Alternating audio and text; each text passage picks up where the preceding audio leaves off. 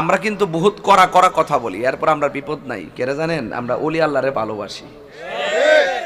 আর যারা ওলি আল্লাহর বিরুদ্ধাচরণ করে আর বিপদের অভাব নাই, হুদহুদি গলার মধ্যে আংটা লেগে যায়, অথচ এর চাইতে কড়া কথা কই, কঠিন কথা বলি আমরা, এরপরও কিন্তু আমাদের কাছে মামলাটা আমলা আসে না। কি জানেননি?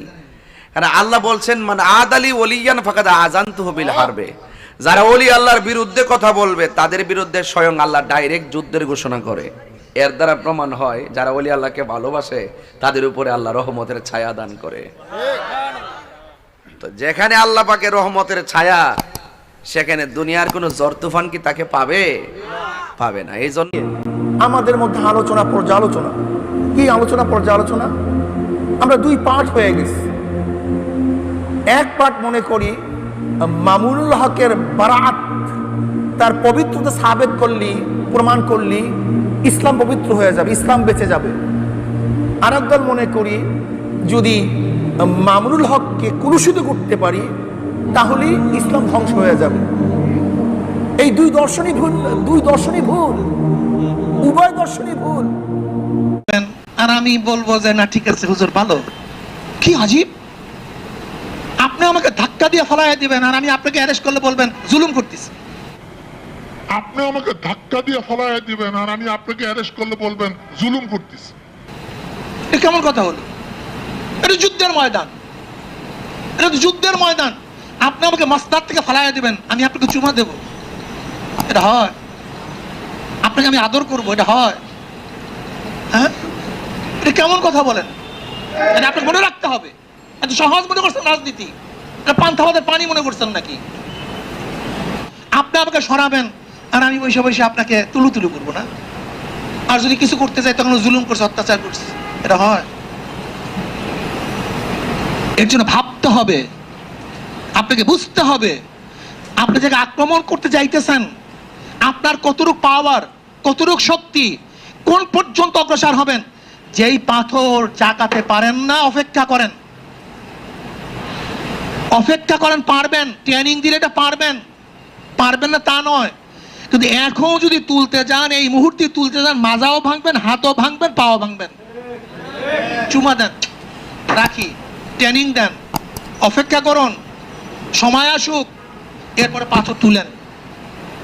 যাই হোক, এর মধ্যে অনেক কথা বলার চেষ্টা করতেছি। জানুর রহমান সাঈদ দামাত বারাকাতুহুল আলিয়া।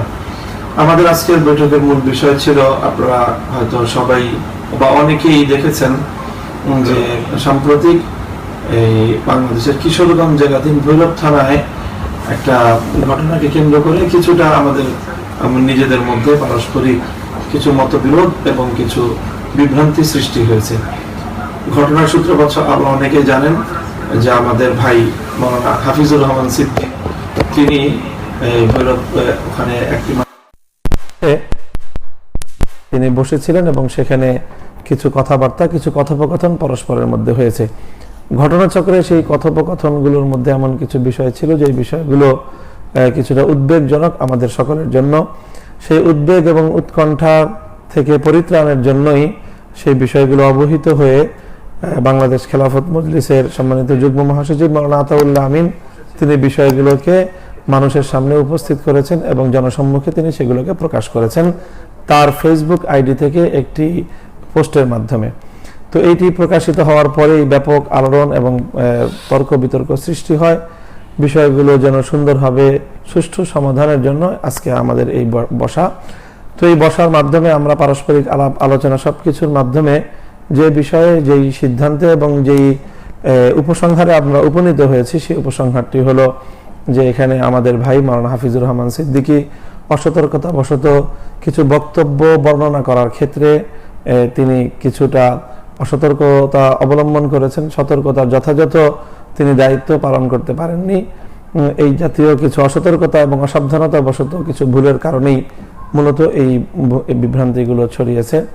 তো আমরা আশা করব যে আজকে আমাদের এই পারস্পরিক এই আলোচনার মাধ্যমে এবং আমরা নিজেরা বসে আমাদের মধ্যে বিষয়গুলো সুরাহা করে নিয়েছি এবং আমরা আশা করি যে আগামী দিনে আমরা পরস্পর সকলে এভাবে একের প্রতি অন্যের শ্রদ্ধা এবং ভালোবাসা আমরা বজায় রেখে আমরা আমাদের কার্যক্রম পরিচালনা করব